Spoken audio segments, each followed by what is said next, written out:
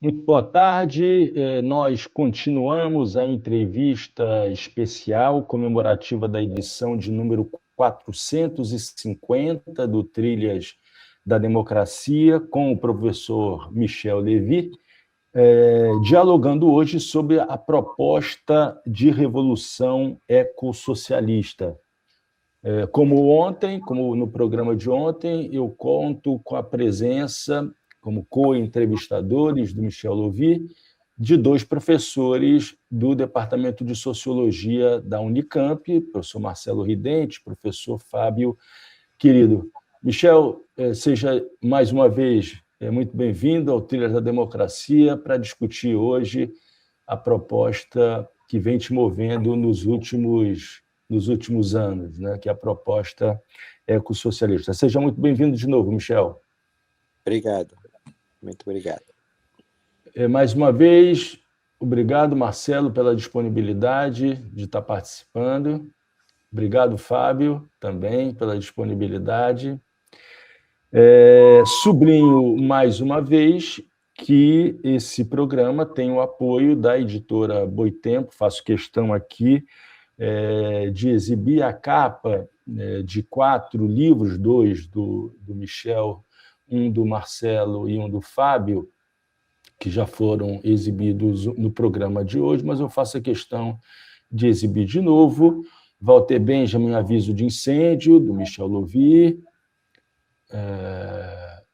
Manifesto por uma Revolução Ecossocialista, que vai ser certamente tratado hoje, o romance Arrigo, do Marcelo Ridente, e Walter Benjamin, uma introdução do Fábio Querido. Além desses livros, é importante para o programa de hoje, 2 outros livros, que também serão tratados aqui, referenciados, Ecossocialismo, um projeto de civilização, publicado pela Edições Sesc, e Anticapitalismo Romântico e Natureza, O Jardim Encantado, do Michel Lévy, junto com Roberto Saib.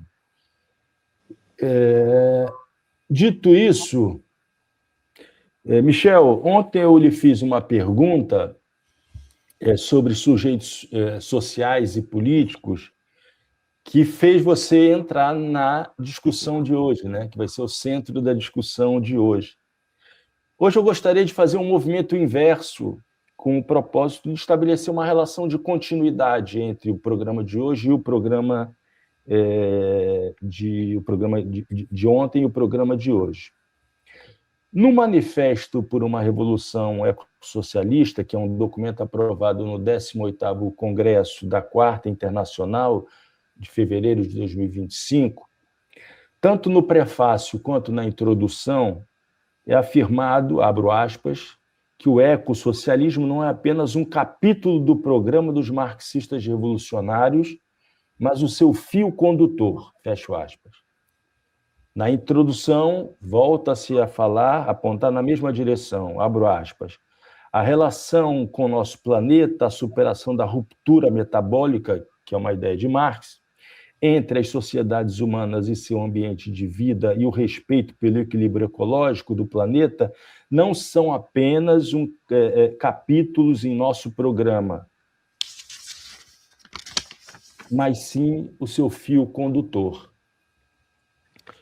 No artigo que você publicou na Crítica Marxista número 59, do final do ano passado, de dezembro de 2025, intitulado De Karl Marx ao Ecomarxismo, você conclui que os escritos de Marx contribuem para o ecossocialismo não apenas no momento em que Marx fala diretamente da natureza e da sua destruição pelo progresso capitalista. Os escritos de Marx devem ser valorizados também por conta da sua crítica ao produtivismo capitalista e pela imaginação de uma sociedade na qual a atividade humana livre está no centro da vida social e não a acumulação obsessiva de bens. Pois bem, Michel, a pergunta que eu te faço, tentando estabelecer essa relação de continuidade entre o programa de ontem e de hoje, é a seguinte: Qual é a importância da crítica ao progresso feita por Benjamin, da crítica moderna, à modernidade de Benjamin, e, evidentemente, o pensamento de Marx? Qual a importância desses dois pensadores na constituição da tua consciência ecossocialista, da consciência de que no antropoceno é uma falácia falar de capitalismo verde, já que o capitalismo é ecocida. Qual é a importância desses autores na construção desse projeto ecossocialista e também na indicação do ecossocialismo como sendo o fio condutor de uma estratégia revolucionária, da estratégia revolucionária que você vem defendendo há muito tempo. Por favor, Michel. São muitas perguntas. Bom, eu vou começar em ordem cronológica, começar com Marx. Bom, o meu interesse pelo ecossocialismo não deriva diretamente dos escritos de Marx sobre a natureza, sobre a ecologia, que eu vim a descobrir um pouco mais tarde. Quer dizer, eu já tinha explorado um pouco o tema, mas com a aparição dos livros do John Bellamy Foster e seus amigos da Monthly Review, é que apareceu para mim de maneira mais completa, digamos, a contribuição de Marx para uma crítica ecológica, né? Bem, mas não podemos ficar, quer dizer, Marx, na verdade, o marxismo é um pensamento em movimento, né? Não pode ficar parado nos escritos de Marx. Os escritos de Marx, em que é a questão da ecologia, não vou poder detalhar agora, são muito interessantes. Tem a questão da ruptura metabólica, etc. Mas não só, tem outros temas que são. Mas é uma temática relativamente marginal nos escritos de Marx e Engels. Quer dizer, nem Marx nem Engels nunca escreveram um livro sobre a questão ecológica, nem um capítulo de livro, nem um artigo. E isso se explica muito naturalmente pelo fato que a crise ecológica em sua época estava apenas começando, estava apenas dando seus primeiros sinais. Então é normal que para eles não era uma questão fundamental. Enquanto que para nós, no século XXI, a crise ecológica e a ameaça de uma catástrofe com a mudança climática se tornou a questão econômica, social, ética e política número 1 da nossa época, né? Então, é uma mudança fundamental. Então, o marxismo sempre foi um pensamento em movimento, um pensamento que enfrentou os problemas novos utilizando o método marxista. Quer dizer, quando Lenin, Rosa Luxemburgo e outros discutem do imperialismo, não estava em Marx, ou muito pouco, né? Então, eles utilizam o marxismo para analisar um fenômeno novo, que é o imperialismo. E depois vem o fascismo, também não é da época de Marx, mas se usa o método marxista, né, em Trotsky, em Gramsci, em outros autores, para entender o que é o fascismo. E assim por diante, né? E na nossa época é a questão ecológica. Então, utilizamos os instrumentos do marxismo, né, para entender um fenômeno novo, né, um novo desafio, que é a questão ecológica, mas não podemos nos limitar ao que Marx e Engels escreveram, porque escrever muito pouco sobre isso, porque não era um problema fundamental em sua época, né? Bom, então isso eu acho que é importante sublinhar, né? Essa ideia de que o marxismo é um pensamento em movimento e, na minha opinião, o marxismo no século XXI deve ser um ecomarxismo. Isso é um marxismo que faz da questão ecológica uma questão fundamental, uma questão central, né?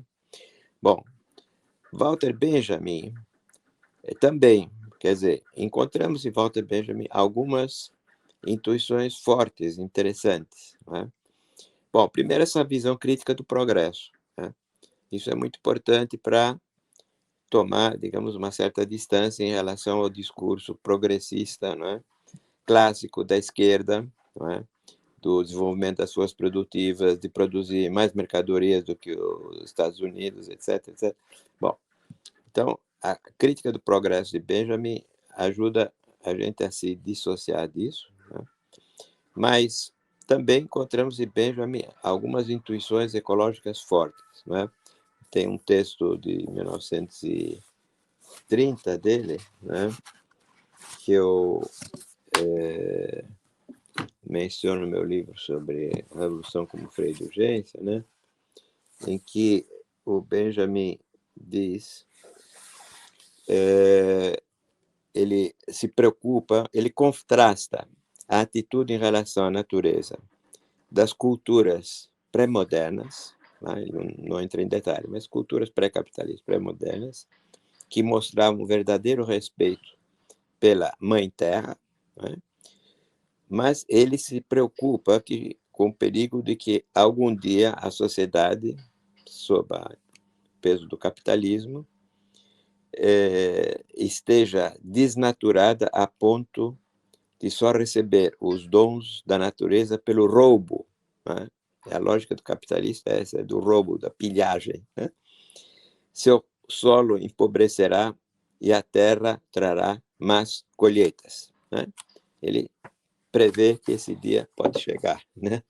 Bom, também em outros textos, ele volta a contrastar o que ele chama de uma relação, né, de respeito pela natureza, considerada como uma mãe generosa. Esse é o termo que ele usa, a natureza como mãe generosa, Schenkenemutter, né? Contrasta isso que é típico das populações pré-modernas, inclusive primitivas, do chamado comunismo primitivo e tal. Ele cita os antropólogos, Bachofen, etc. E é para dizer que na época do comunismo primitivo havia uma relação para a natureza como mãe generosa, Schenkendemutter em alemão, e contrasta isso com a atitude capitalista, imperialista moderna, que é uma atitude assassina, mörderisch é o termo que ele usa, né? Assassina em relação à natureza, né? É impressionante esse texto, né? Eu comparo ele com um texto da Conferência de Cochabamba dos Povos do Mundo, convocada na Bolívia pelo Evo Morales, né, em que se adota uma resolução condenando o capitalismo, né, apresentando a natureza como mãe generosa e denunciando a atitude destrutora, ecocida do capitalismo, etc. Então, tem essas intuições, né, em Walter Benjamin. Agora, voltando um momento a Marx, né, o que eu, naquele artigo que você mencionou, o que eu sugiro é que o que nos interessa em Marx não é só o que ele diz diretamente sobre a relação destruidora do capitalismo com a natureza, a ruptura metabólica, etc., mas também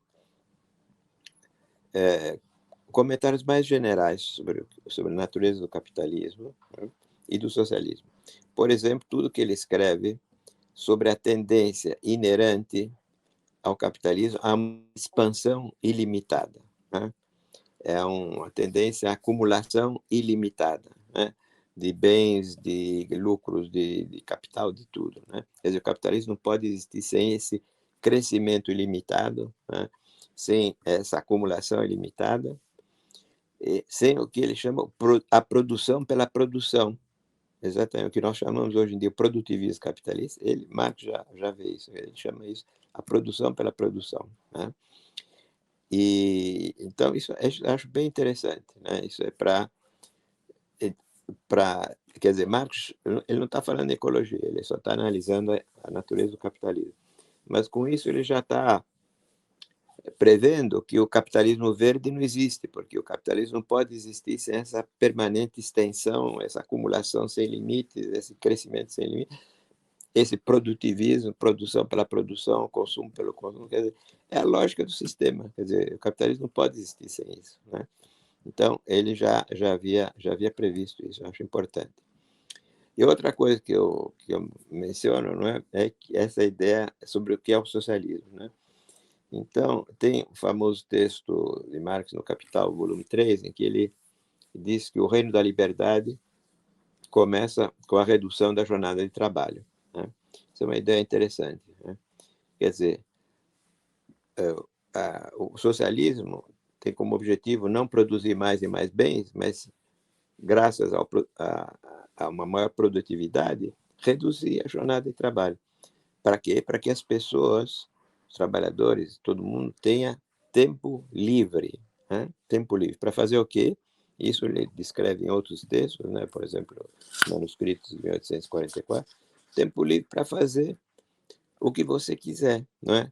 Para estudar, para ir no cabaré, para fazer teatro, para ler, para fazer o amor, para praticar esgrima. Ele vai dar um monte de exemplos. Quer dizer, é autorrealização humana. Né? Quer dizer, o tempo livre é autorrealização humana.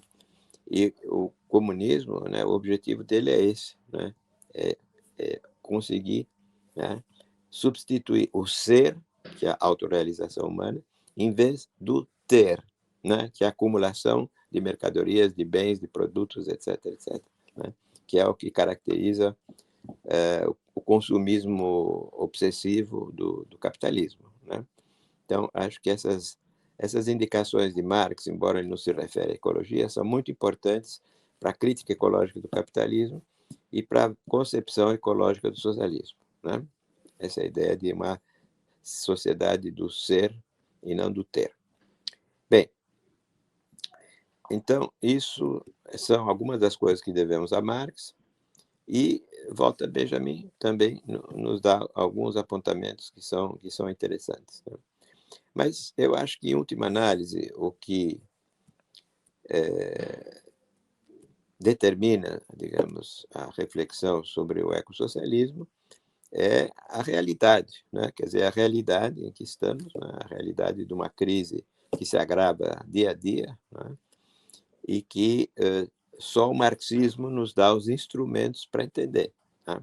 Só graças ao marxismo é que nós entendemos por que a destruição do meio ambiente não é produto de má vontade de tal qual chefe político como Trump, por exemplo, que a má vontade dele realmente é enorme, né? Mas tem a ver com a lógica do sistema. Né? Então, o marxismo é que nos dá os instrumentos para entender a crise ecológica. Fábio, por favor.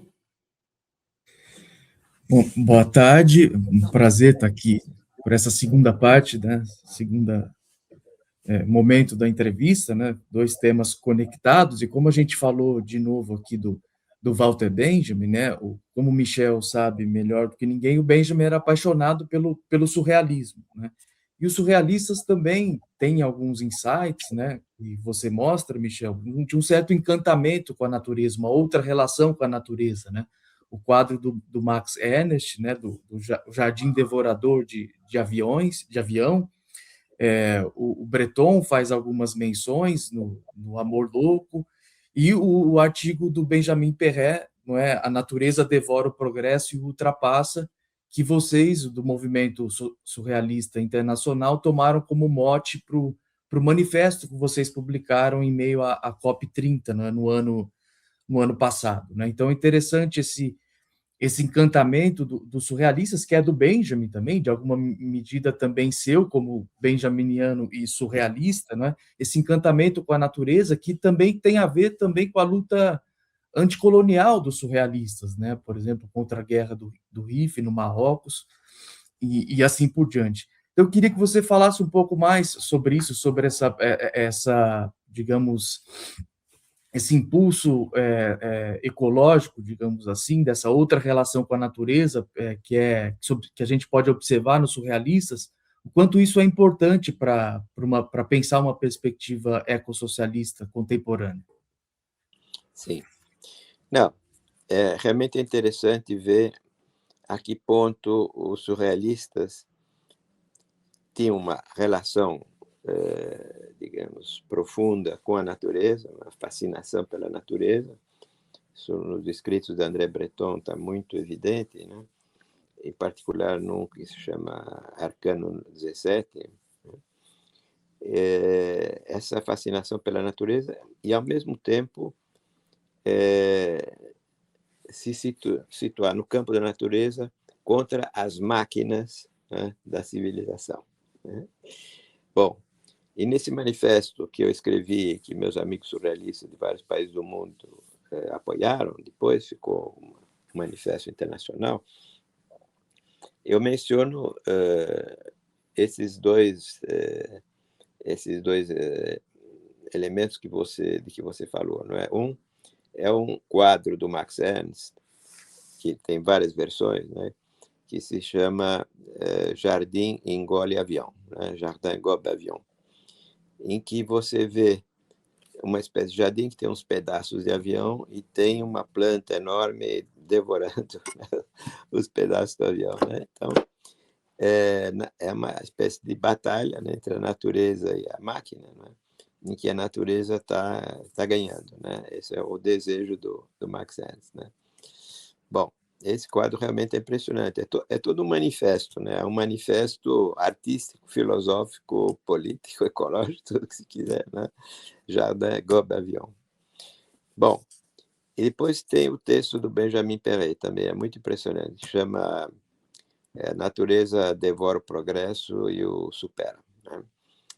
Bem, esse texto foi escrito a propósito de uma foto. E uma foto que provavelmente é da Amazônia, embora não esteja explicitamente colocada. Nessa foto aparece uma locomotiva que parou, pelo jeito, no meio da floresta e foi invadida pelas plantas, né? Pelas árvores, pela vegetação. A vegetação está devorando a locomotiva, né? E, bem, a locomotiva que é o símbolo do progresso capitalista e tal, né? E então o Benjamin Perret descreve isso como se fosse uma relação erótica, né? Ele diz que a floresta abraçou, beijou, enfim, tomou posse, né, eroticamente da locomotiva e brecou ela, né, no meio da floresta, né? Então, mas o título dá o sentido político dessa imagem, né? Quer dizer, a natureza devora o progresso e o supera, né? Então, na luta entre a máquina da civilização capitalista, o avião, o trem, né, e a natureza, os surrealistas tomam o lado da natureza, né? Isso é bem evidente, tanto no quadro do Max Ernst como no texto do Benjamin Perret, né? Bem, mas e fora isso tem vários escritos de Breton em que aparece ao mesmo tempo essa relação espiritual, não é, profunda com a natureza, e também a distância em relação à destruição, né, moderna, industrial, capitalista do meio ambiente, da natureza, né? Bem, então eu acho que é isso, quer dizer, não é que os surrealistas tenham uma reflexão política, ecossocialista, não é isso, mas eles têm essa sensibilidade poética, naturalista e crítica do progresso capitalista, né? Que pode se transformar num componente do ecossocialismo, como os escritos de Walter Benjamin. Quer dizer, tudo isso são fontes, né, possíveis que podem contribuir a nutrir, não é, a reflexão ecossocialista, né? Então, são exemplos de manifestações culturais, não é, filosóficas, etc., que podem contribuir para a reflexão ecossocialista.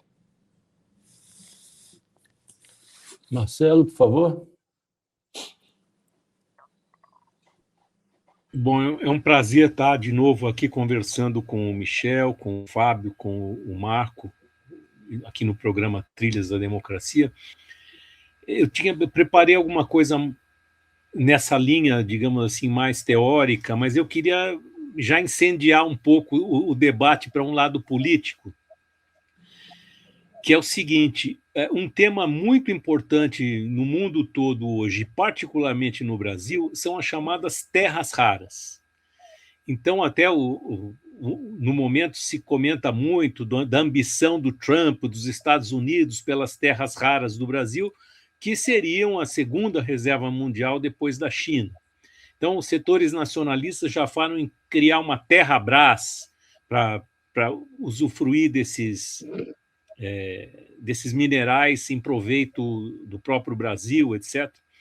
E uma pequena minoria que se coloca numa visão bastante crítica em relação a isso, E a minha pergunta, quer dizer, é como é que nós temos um governo, que é um governo de coalizão, etc., mas é um governo, digamos assim, do Lula, é um governo de um partido de esquerda, que é o PT.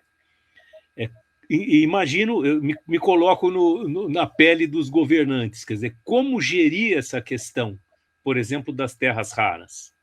Quer dizer, você tem uma pressão do próprio sistema para internacionalizar, uma outra pressão para, digamos, desenvolver as forças produtivas em escala nacional e usar essa riqueza em benefício do Brasil, em grande parte desconsiderando essa questão ecocida, digamos assim, do próprio desenvolvimento capitalista. Quer dizer, como é que alguém governa? Né? É possível a gente dizer, não, vamos deixar a terra lá quietinha, porque, enfim, a longo prazo isso vai destruir o próprio planeta, a própria vida humana dentro do planeta Terra, né? Como é que você citou, por exemplo, esse evento que aconteceu na Bolívia, o próprio Evo Morales, que incentivou esse evento internacional, depois teve problemas com setores populares que defendiam a preservação da natureza, porque havia vários projetos na Bolívia justamente que envolviam destruição ecológica. Quer dizer, então, como é que, digamos assim, governos de esquerda, seja na Bolívia, ou seja no Brasil, ou seja em que parte for, né, mas que estão dentro da lógica do capitalismo, como é que nos posicionamos, por exemplo, em relação a esse problema das terras raras, ou outro, no Brasil também tem uma reserva de petróleo em alto mar que é enorme. Enfim, é uma coisa que não... que coloca dilemas políticos, né? Como é que a gente enfrenta isso de um ponto de vista antissistêmico ou crítico, estando em governos de países que, no fundo, são de economia capitalista? Essa é a minha pergunta, para ver se você tem alguma luz sobre isso. Veja, Marcelo, para ser sincero, eu não estudei ainda essa questão das terras raras, né? Nem meus camaradas da Quarta Nacional, no manifesto, não se fala disso, né? Então, é um tema que nós vamos ter que estudar, né? Eu desconfio que a produção mineral das terras raras produz estragos ambientais, mas eu não posso dizer muito mais porque eu não conheço. Francamente, é um tema que eu não conheço, que eu não estudei, então eu não me sinto em condições de dar uma opinião. Sim, em princípio, é preferível que as riquezas minerais sejam exploradas pelo Brasil e não por empresas multinacionais imperialistas. Bom, isso é uma coisa geral, né? Mas, francamente, não poderia dizer muito mais sobre as terras raras. Em compensação, sobre o petróleo, que foi outro exemplo que você mencionou, bom, aí eu tenho uma opinião, né? Eu tenho uma opinião que não é só minha, mas meus amigos ecologistas no Brasil, né? Que é a seguinte, quer dizer, esse petróleo deveria ser deixado no mar, né? A exploração desse petróleo é uma catástrofe, por várias razões. A primeira é que há o perigo, em todas essas explorações submarinas, sempre há o perigo de uma explosão, né? E de uma inundação, quer dizer, o poço de petróleo começa a inundar o mar, né? Isso aconteceu várias vezes. Uma das últimas foi no Golfo do México, com consequências ecológicas desastrosas. Foram quantidades astronômicas de petróleo que se espalharam pelo mar, pelas praias. Bom, se isso acontecer em frente da Amazônia, né, e cair essa onda de petróleo em cima da Amazônia, será um desastre monstruoso, né? Claro, a Petrobras jura por todos os santos que nunca vai acontecer, que não pode. Claro, todas as companhias de petróleo juram que nunca vai acontecer, mas acontece várias vezes, né? Então, eu acho que só por causa desse perigo já valeria a pena deixar esse petróleo lá embaixo. E outra coisa, esse petróleo, se for explorado, vendido, consumido, vai contribuir notavelmente para a mudança climática, né? Para aumentar a temperatura. Quer dizer, precisamos sair do petróleo. Quer dizer, é um imperativo vital, né? Existencial para a humanidade. Quer dizer, se a humanidade quiser sobreviver, tem que sair do petróleo, do carvão, né? E também do gás, né? Mas o mais urgente é o petróleo e o carvão. Quer dizer, é uma questão de, digamos, existencial para o futuro da humanidade nesse planeta Terra, né? E não existe planeta B, né? É aquele idiota nos Estados Unidos, eu esqueci o nome, que está querendo ir para o planeta Marte, né? Bom, boa viagem. Bom, mas então, eu acho que esse petróleo, se for queimado, é uma catástrofe climática, né? Então, é urgente deixar ele lá embaixo do mar, né? Bom, então são duas boas razões. E outra coisa, esse petróleo vai ser explorado por um acordo entre a Petrobras e várias multinacionais, e esse dinheiro, ninguém sabe onde vai parar, né? Esse dinheiro do petróleo pode muito bem parar na Bolsa de Nova York, né? Então, não podemos ter muita ilusão de que isso vai ser uma coisa formidável, que vai ajudar a resolver os problemas sociais do Brasil.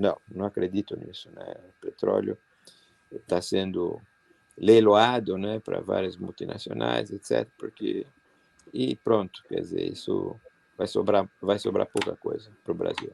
Então, por todas essas razões, eu acho importante fazer avançar, né, a ideia de que temos que desistir desse petróleo. E é uma posição que foi defendida por muito tempo pelo IBAMA, né? O IBAMA dizia isso, não, é um risco ecológico grande demais para a Amazônia, né? Até que o Lula insistiu, pressionou e obrigou o IBAMA a dar luz verde, né?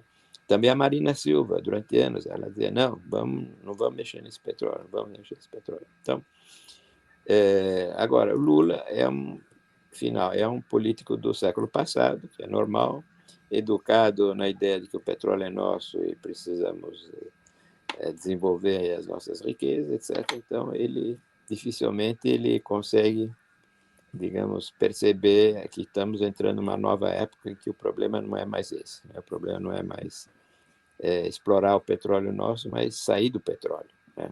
E o exemplo foi dado pelo Gustavo Petro na Colômbia, né? O Gustavo Petro disse, olha, temos que sair do petróleo. E o meu governo se compromete a não abrir um novo poço de petróleo, né? Vão continuar explorando os antigos, mas não vão abrir novos poços de petróleo. E ele convocou uma reunião de várias dezenas de países que, em princípio, pelo menos, são a favor de se sair das energias fósseis. Em princípio. E se reuniram e aprovaram resoluções que dizem isso, quer dizer, precisamos sair precisamos acabar com as energias fósseis, precisamos nos liberar das energias fósseis. Daí, de uma declaração até a prática, nós sabemos que é uma longa distância, mas pelo menos essa declaração foi um fato positivo, graças à iniciativa do Gustavo Petro. Mas ele é um pouco uma exceção, né? Entre os governos progressistas, né? A regra era mais bem que representa o Lula, né? Que é desenvolvimentismo, e o petróleo é nosso. Michel, Sim. Você escreveu um texto, eu li depois de um dilúvio, peço um ato em que você escreve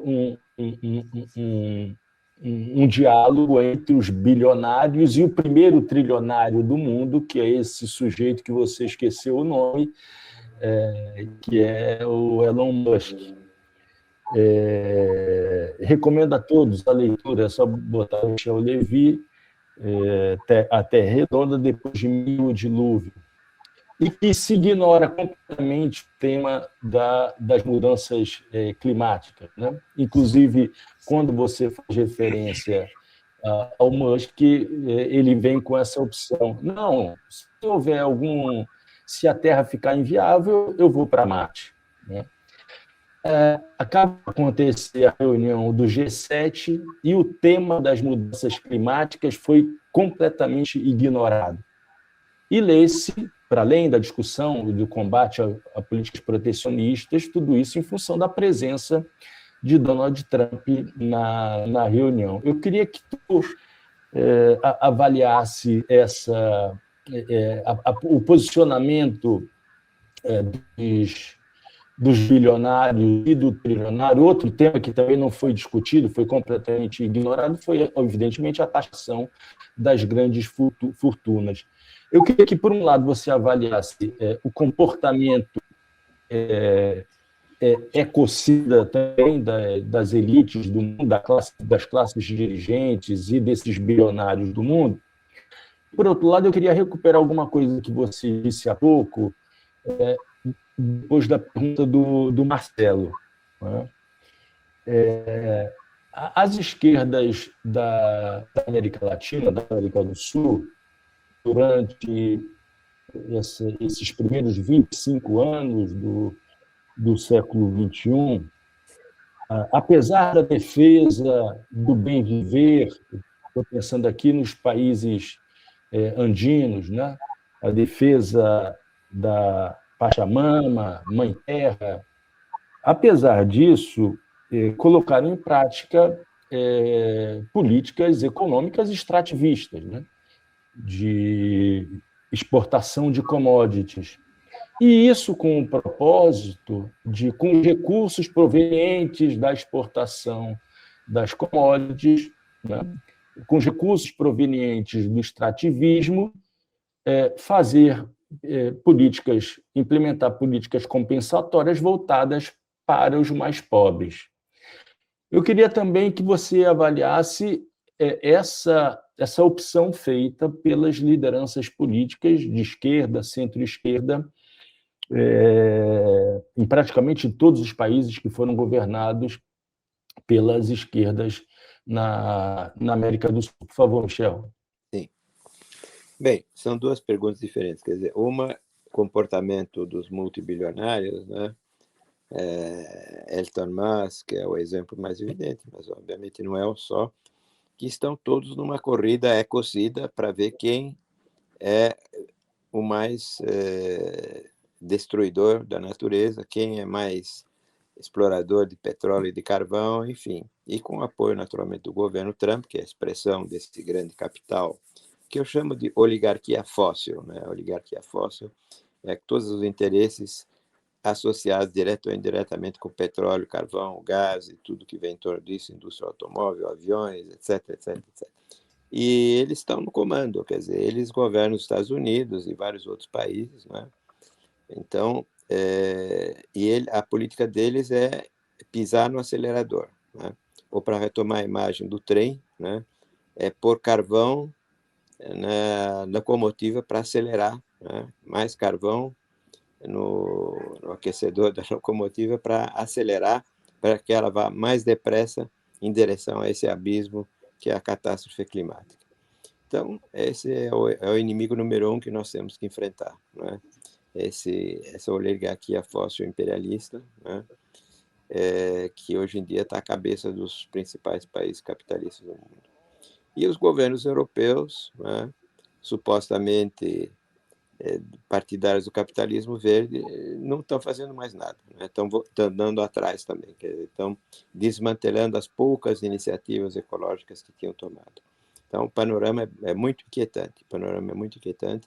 Nós precisamos nos organizar para resistir a essa ofensiva ecocida do grande capital. Agora, para falar sobre a esquerda na América Latina, então,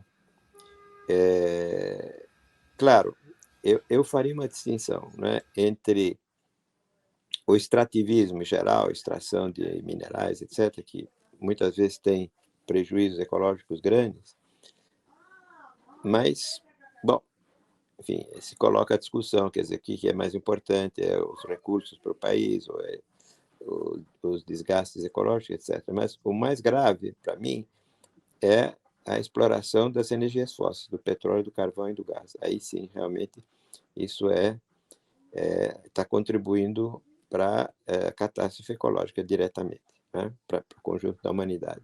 Então, eu colocaria em primeira lista a luta contra a extração das energias fósseis. Agora, houve, pelo menos, houve o governo Gustavo Petro, que eu mencionei, que se comprometeu a não mais abrir novos poços de petróleo, e houve uma iniciativa interessante do Rafael Correa, no Equador, que era chamado o Plano do Parque Yasuni. O Parque Yasuni era uma parte da floresta amazônica, muita biodiversidade, habitada por indígenas e camponeses, em que havia muito petróleo debaixo da terra.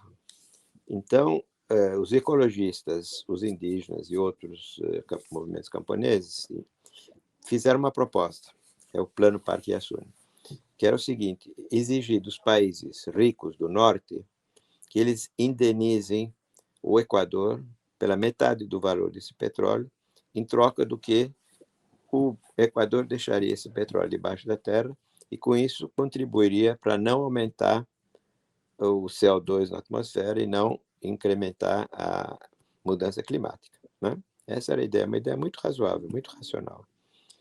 Bom, o Rafael Correa aceitou essa proposta, fez aprovar pelo seu governo e iniciou negociações com o país do norte. Mas só alguns, a Noruega e mais um outro, aceitaram contribuir com um pouquinho de dinheiro, mas muito longe do valor da metade do petróleo. E depois de uns 2 ou 3 anos de negociação, o Rafael Correa abandonou o projeto, o que era pena, porque era um projeto muito interessante, que inclusive estava incitando movimentos ecológicos em outros países a colocar propostas semelhantes, né? Bom, mas o que é muito interessante é que há 1 ou 2 anos atrás, não lembro a data exata, houve um referendo no Equador se explora ou não esse petróleo do Parque Yasuni. E a maioria da população no Equador votou contra a exploração desse petróleo. Então, a maioria da população entendeu muito bem, né, que a preservação dessa floresta e não contribuir para o aquecimento global e tal é a coisa mais importante. Então, isso nos encoraja, dá um exemplo que pode ser seguido por outros. Fábio, por favor. Um pouco na linha dessa discussão, eu queria, Michel, que você falasse um pouco sobre a questão do decrescimento, né? Que é você até um tempo atrás era mais crítico a essa perspectiva do decrescimento, que é muito forte aí na França, né? Mas mais recentemente você vem tentando estabelecer algumas convergências possíveis entre os ecossocialistas e os partidários do decrescimento, ou algumas vertentes, pelo menos, dessa perspectiva do decrescimento, né? Esse é um tema, como a gente está discutindo, é um tema muito interessante, né? Muito importante, também complexo, né? Sobretudo aqui do ponto de vista latino-americano, com essa perspectiva um pouco desenvolvimentista, que é muito forte, não é? Então, eu queria que você falasse um pouco mais sobre essas convergências possíveis entre o ecossocialismo e o decrescimento. Certo. Então, com efeito, eu e meus companheiros da Quarta Internacional nos convencemos de que o decrescimento é necessário. Só que, para nós, o decrescimento não é um projeto de sociedade, né? Nosso projeto de sociedade é o ecossocialismo, né? Agora, nós achamos que o decrescimento é uma necessidade objetiva, né? Porque as energias renováveis, por mais que se desenvolvam, não podem totalmente substituir as energias fósseis. Além do que há um limite ao que você pode fazer em construir, como é que se diz, moinhos de vento e placas solares, etc. Quer dizer, você não pode construir isso de forma ilimitada. Então, nós vamos ter que reduzir o consumo de energia, portanto, reduzir a produção. Portanto, o decrescimento, chegamos à conclusão que é uma necessidade objetiva. E daí, nós pusemos de acordo com alguns partidários da ala esquerda, digamos, do movimento do decrescimento, publicamos um manifesto conjunto por um decrescimento ecossocialista. Agora, nós continuamos achando que é necessário uma visão qualitativa do decrescimento. Quer dizer, não é claro, no conjunto é preciso um decrescimento global, né, da produção e do consumo. Agora, isso tem que ser traduzido de forma diferenciada. Quer dizer, tem setores da produção que a gente quer não só reduzir, mas suprimir, pura e simplesmente. Quer dizer, para dar um exemplo evidente, a publicidade, que gasta enormemente de energia, matéria-prima, trabalho, etc., para nada. Para quê? Para convencer que o sabão X lava mais branco que o sabão Y. Então, ninguém precisa disso, só os capitalistas, claro. Então, a primeira coisa a suprimir a publicidade, mas há muitas outras coisas que têm que ser suprimidas, a começar pela produção de extração de energia fóssil. Né? Precisamos acabar com a extração do carvão, do petróleo. Claro, não vai ser de um dia para outro, há uma transição, mas o objetivo mesmo é terminar com isso. Então, há coisas que a gente quer acabar e outras coisas que a gente não quer acabar, mas a gente quer reduzir. Por exemplo, a circulação de automóveis. Quer dizer, não vamos acabar com, não vamos suprimir o automóvel, mas temos que reduzir a circulação do automóvel graças a um transporte público gratuito, a espaço para bicicletas, etc., etc. Quer dizer, toda uma série de medidas para mudar um pouco o funcionamento do transporte nas cidades. Né? Bom, mas há outras coisas que nós queremos desenvolver. Né? Queremos reduzir e até suprimir o agronegócio, né? A agricultura industrial capitalista, mas queremos desenvolver a agroecologia, né? Uma agricultura ecológica, orgânica, etc. Né? Queremos desenvolver os serviços públicos, a saúde, a educação, etc. Né? E assim por diante. Então, tem coisas que queremos desenvolver, tem coisas que queremos suprimir e outras queremos reduzir. Mas, no conjunto, é verdade que é preciso pensar numa redução da produção e do consumo globais. E aí, a primeira coisa que a gente tem duas coisas importantes para essa redução. Né? Uma é acabar com o superconsumo das elites dominantes, né? Desse 1% que consome mais do que o resto da humanidade. Né? Então, são os iates dos multimilionários, os aviões a jato privados, e vai por aí, né? Tudo isso que digamos, o esbanjamento monstruoso de matéria-prima, de produção, etc., de energia para o consumo da elite. Precisamos acabar com isso. Né? Precisamos acabar com isso. O ecossocialismo se propõe a acabar com isso. Né? Bom, e outra coisa que a gente quer acabar é a chamada obsolescência programada. O que é isso?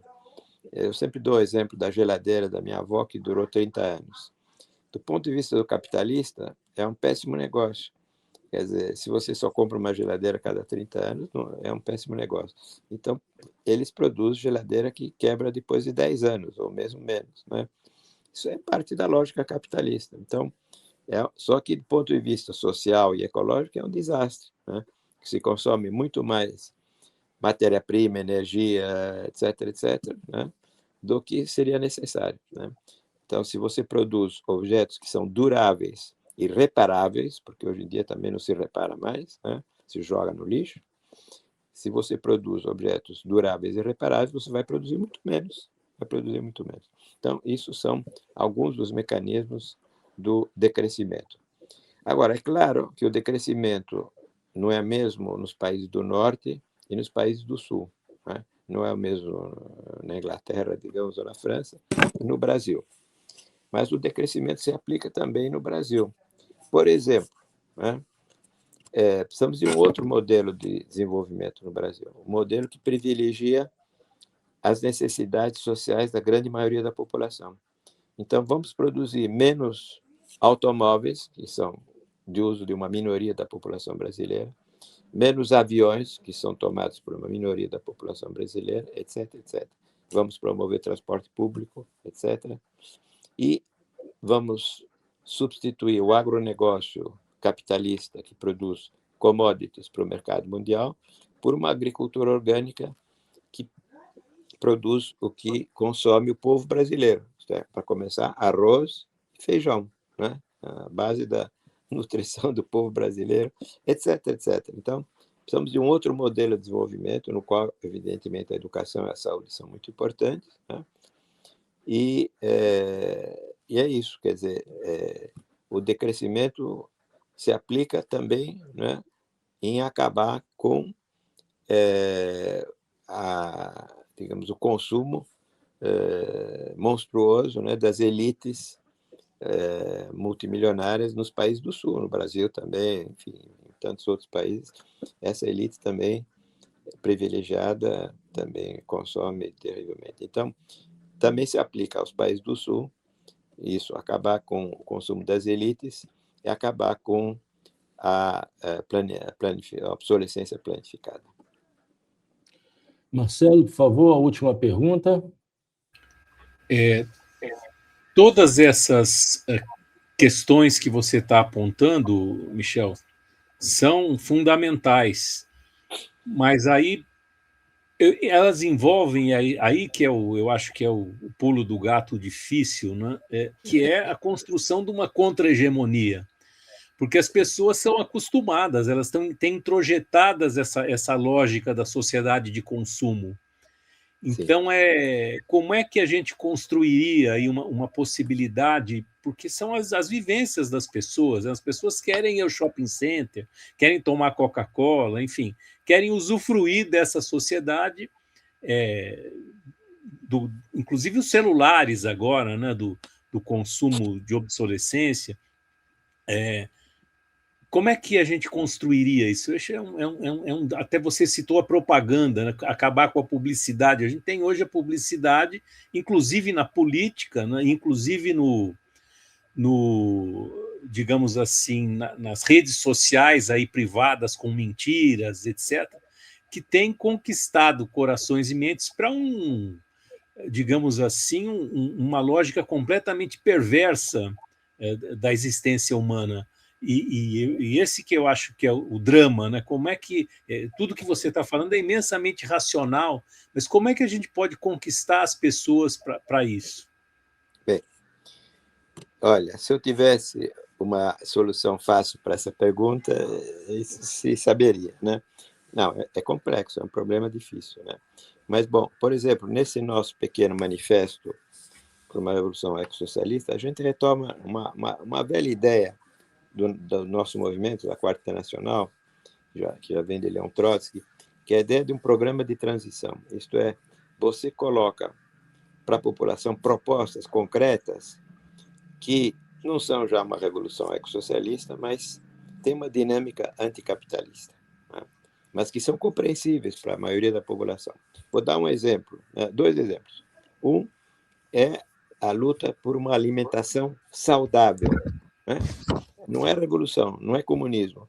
Comer comida saudável, sem pesticidas, sem todas as porcarias que estão envenenando. Já se calculou que cada brasileiro consome 12 litros de pesticida por ano, uma coisa assim. Bom, então, por exemplo, o MST está colocando isso, quer dizer, a luta pela soberania alimentar, por uma alimentação saudável, né? Reivindicação que todo mundo entende. Mas, se ela é levada em prática, acaba com o agronegócio, né? Acaba com a dominação capitalista no campo. Então, ela tem uma dinâmica anticapitalista e é algo que todo mundo pode entender, né? Não só os marxistas, né? Bom, outro exemplo, nas cidades, né? A ideia do passe zero, né? A ideia de que o transporte público deve ser gratuito, né? Inclusive, o Lula colocou isso no seu programa, né? Só que ele não levou à prática, mas estava no seu programa. Então, também essa é uma ideia que todo mundo entende e a população pobre aplaude, né? Obviamente, né? Mas tem uma dinâmica anticapitalista, né? Coloca em xeque as empresas privadas de transporte, indústria automóvel, etc, etc, etc. Então, é uma reivindicação que é capaz de mobilizar as pessoas. Mas, em geral, a estratégia que nós achamos possível é de convergência entre lutas sociais e ecológicas, desenvolver lutas que são socioecológicas, né? E essas duas são um exemplo, quer dizer, as campanhas do MST pela soberania alimentar, pela alimentação saudável, etc., é uma reivindicação social e ecológica ao mesmo tempo. E o transporte público gratuito também, né? Então, temos que levantar propostas desse tipo e, em torno dessas propostas, mobilizar lutas sociais, porque as pessoas aprendem muito mais na sua prática de auto-organização e de luta do que lendo mesmo os textos mais interessantes, né? Isso Rosa Luxemburgo já dizia, né? Claro, precisamos escrever textos, né? Ela também escrevia muitos textos, né? Precisamos escrever os textos para educar os educadores, né? Mas a grande massa da população aprende com a sua experiência prática, né? A sua experiência de auto-organização e experiência de luta, né? Então, essa é a nossa aposta, né? É uma aposta, como eu disse ontem, né? Quer dizer, nós somos um comunismo da aposta, né? Quer dizer, não há nenhuma garantia que nós vamos conseguir, né? Nós vamos conseguir romper a hegemonia das classes dominantes, né? Mas temos que apostar de uma estratégia de auto-organização, de luta, de conscientização na prática, etc. Agora, concretamente no Brasil, nós temos enfrentados com uma ameaça imediata, que é a ameaça do fascismo, né? Do fascismo bolsonarista, né?